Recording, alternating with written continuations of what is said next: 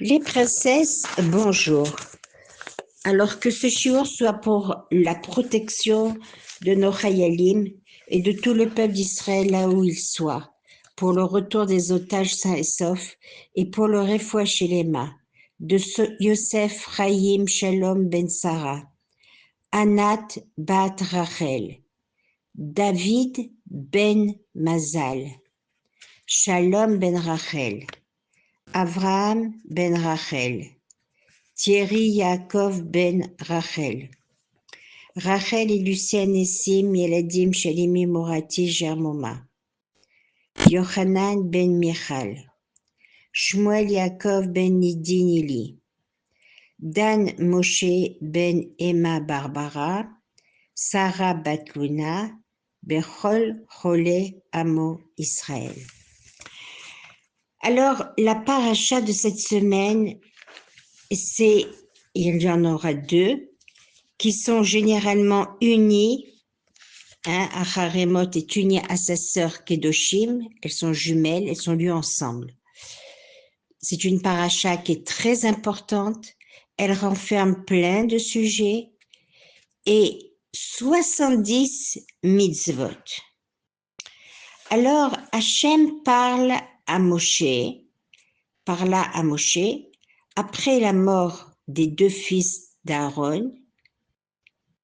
Ce fut un véritable traumatisme, la perte de Nadav et Avihu, qui s'étant devancés devant l'Éternel sans avoir été appelés. Même Aaron ne peut pas rentrer sans être appelé. Il ne lui était pas possible d'entrer à toute heure, s'il ne veut pas mourir. Car il faut se préparer à la voda, à la procédure korbanot, kétoret. Alors, il s'agit, c'est la description, cette paracha nous décrit en détail le cérémonial dans le Mishkan et dans le Beth Amikdash, le jour de Yom Shel HaKippurim. Une fois par an, après chaque service, le Kohen devait prendre un mikvé et changer de vêtements à chaque fois. Il s'agit, pour commencer, de deux boucs identiques qu'on tirait au sort. Un allait à la Kodesh, dans le Beth Amikdash, et l'autre envoyé dans le désert, l'Azazel. C'est la description. Les deux étaient identiques. Un prenait expiait toutes les fautes des Bnei Israël, et celui de l'Azazel, donc, emportait comme ça toutes les fautes des Bnei Israël dans le désert. L'interdiction d'offrir des corbanotes ailleurs que dans aucun autre lieu que dans le Beth Amikdash, et celui qui le ferait serait retranché de Ham Israël.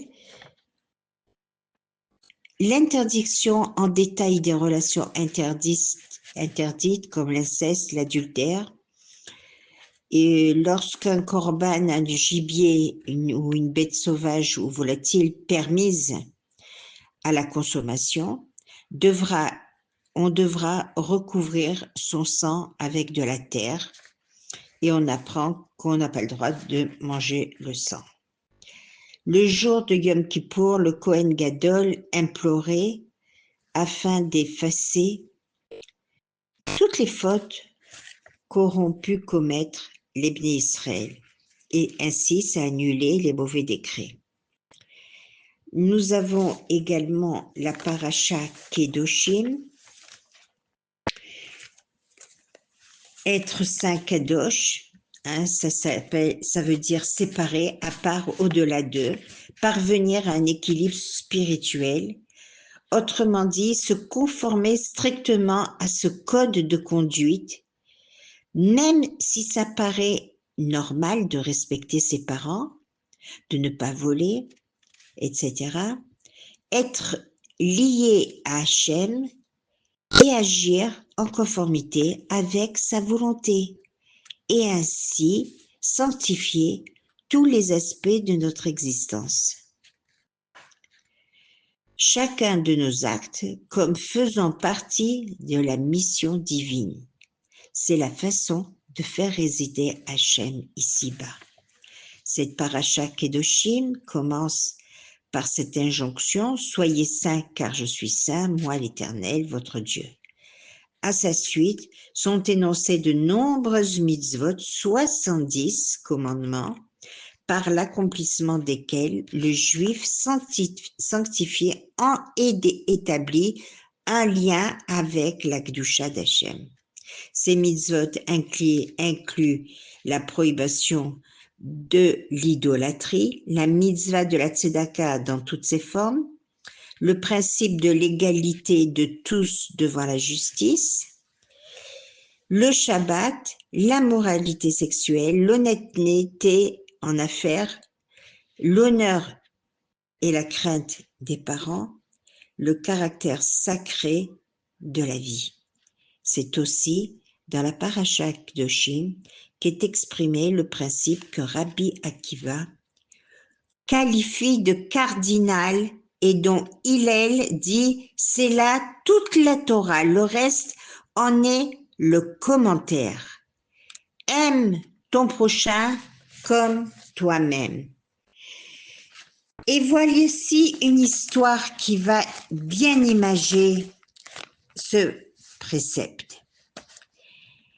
Elle s'est vraiment produite, les temps étaient durs pour le Rav Yaakov Levi, qui était Rav en Floride, malgré le nom éclatant de sa ville, gorgée de soleil, Rav Levi avait de sérieux problèmes avec sa banque, qui menaçait de saisir sa maison, sa voiture et même sa synagogue. Donc, il ne parvenait plus à payer le loyer. La solution, eh bien, il y en avait une. C'était Michael Fenn, le juif le plus riche de la ville, et chaque année, il donnait 100 000 dollars en un seul chèque. Mais voilà, cette année, il avait posé une condition.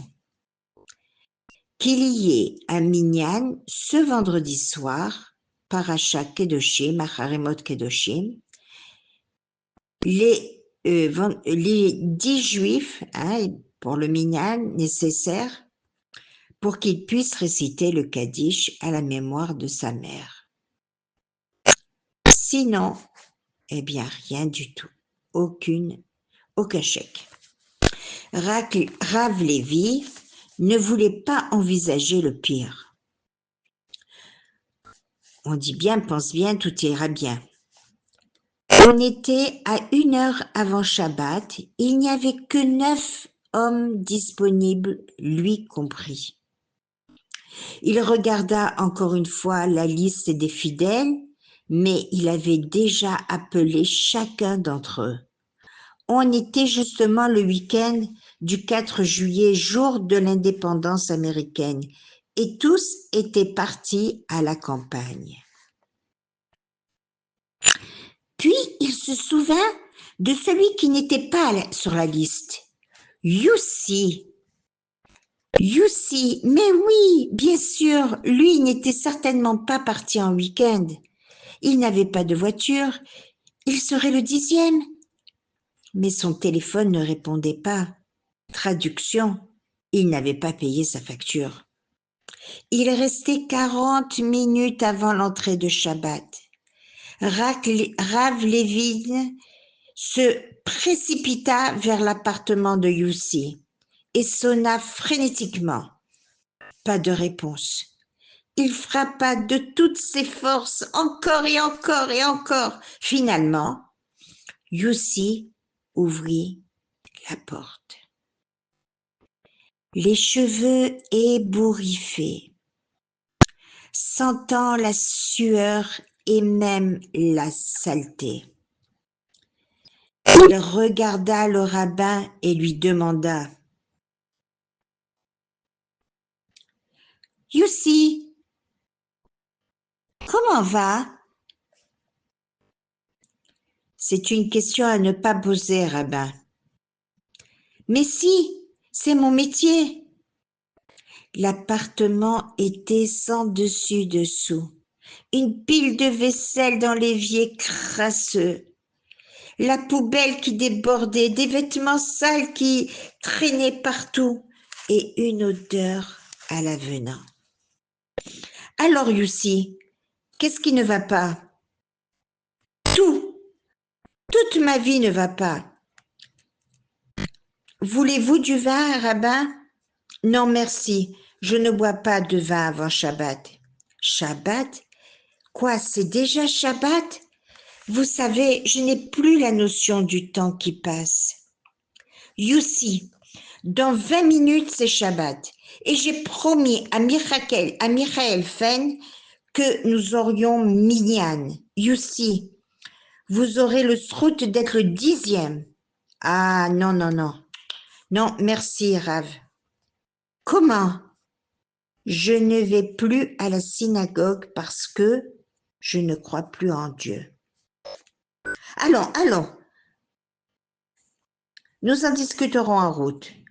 Rabbin, les gens se moquent de moi dans la rue. C'est le clochard qu'ils disent. Youssi, vous êtes quelqu'un de bien. Bien pourquoi? Je n'ai pas été gâté à ma naissance, dès ma naissance. Ma tête ne fonctionne pas trop en tout cas, pas trop bien. Je n'ai ni femme ni enfant et ma famille me tient à distance de peur que je n'essaye de leur emprunter de l'argent. Je n'existe pas. Chaque année, c'est pire. Youssi, vous vous dévalorisez inutilement. Même Dieu n'a que faire de moi. Je refuse de croire en lui parce qu'il refuse de croire en moi. 15 minutes avant Shabbat. Non, rabbin, je n'irai pas à la synagogue.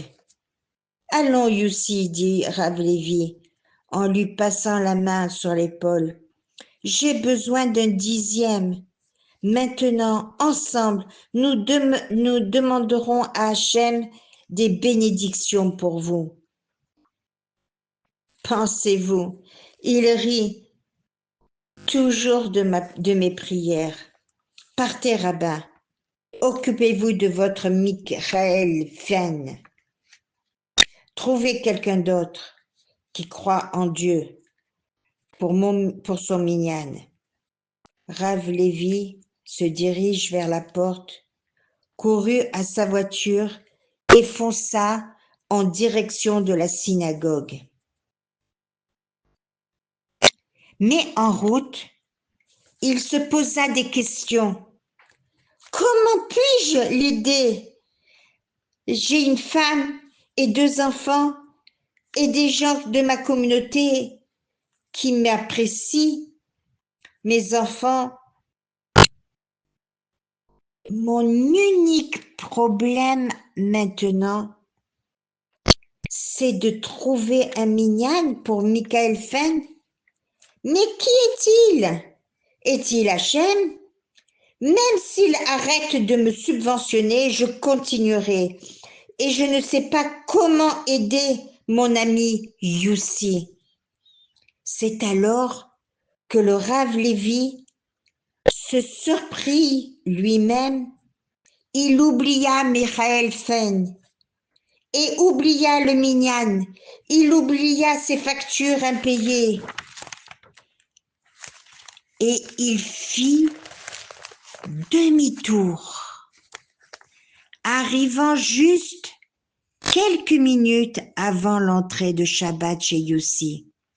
Il frappa à la porte, pas de réponse.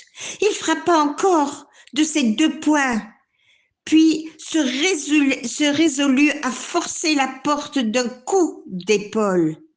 « Youssi, où êtes-vous, Youssi ?» Pas de réponse, pas de lumière, sans doute encore une facture oubliée. Mais Youssi n'était ni dans la cuisine, ni dans la chambre à coucher. Rav Levi avait un très fort pressentiment. Oui, Youssi était dans la salle de bain, devant le miroir, avec à la main un tube entier de médicaments. Je vous laisse deviner la suite. Rabbin, partez! Michael Fenn a besoin de vous. Non, Youssi, c'est vous qui avez besoin de moi. Rabbin, plus personne ne s'occupe de moi. Combien de temps peut-on vivre ainsi? Je ne sais pas, admit Rav Levin, après un long silence.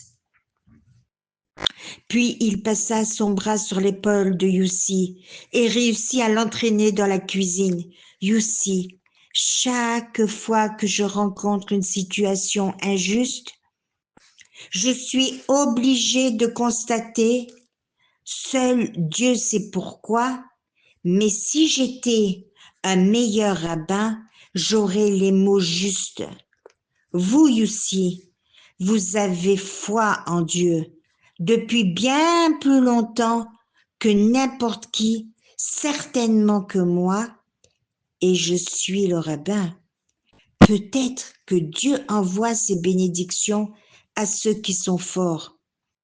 Il est heureux que ses meilleures créatures aient besoin de si peu de sa part. D'ailleurs, Youssi, je vais vous confier un secret. Parfois, quand je prie, je demande à Dieu de ne pas m'éprouver comme il vous éprouve, parce que je ne tiendrai pas le coup. Et vous vouliez dire que je suis plus fort que vous, rabbin? Absolument, et je le pense sincèrement. Même plus fort que Michael Fenn? Beaucoup plus fort que lui. Youssi s'essuya les yeux et fouilla dans ses vêtements. Il dénicha une chemise à peu près blanche, trouva même une cravate. Rav Levi n'en croyait pas ses yeux. Youssi se tenait bien droit. Il s'était coiffé et rectifié sa cravate. Rav Levi était émerveillé de ce qu'il voyait. Il respirait l'assurance. Tous deux marchèrent tranquillement les 3 kilomètres qui les séparaient de la synagogue sous une pluie battante. C'est sympa de la part d'Hachem de me procurer une douche avant Shabbat, n'est-ce pas, rabbin? Tous deux pouffèrent de rire. 40 minutes plus tard, trempés jusqu'aux os, mais combien heureux qu'on ne peut le désirer. Ils arrivèrent à la synagogue. 8 hommes les regardèrent, les yeux écarquillés. Le 8e, Michael Fenn, semblait en colère. « Il n'a pas l'air content, » murmura Youssi à l'oreille de Rav Levi. « À nous de prier pour lui, » répondit Rav Levi à voix basse. Il se dirigea vers les Halles, exigea que Youssi, le roi du Shabbat, se tienne à ses côtés et entama la tfila du Shabbat. Pour la première fois depuis longtemps, le jeune rabbin ressentit que Dieu était vraiment content de lui. L'homme doit faire tout ce qui est en son pouvoir, même si cela ne ressemble pas réalisable. le roi du Shabbat. Amener son prochain, l'aimer comme soi-même, l'une des plus belles formes de chesed, d'actes de bonté que l'on puisse faire est de consacrer effort et réflexion à trouver les moyens d'aider autrui grâce à des conseils judicieux. Ce type de chesed ne demande aucun moyen financier. Aimer un autre juif, c'est aimer son essence profonde et par conséquent, c'est aimer Hachem. Et ça, c'est du Baal Shem Tov. Très bonne journée les princesses. Que Dieu vous bénisse.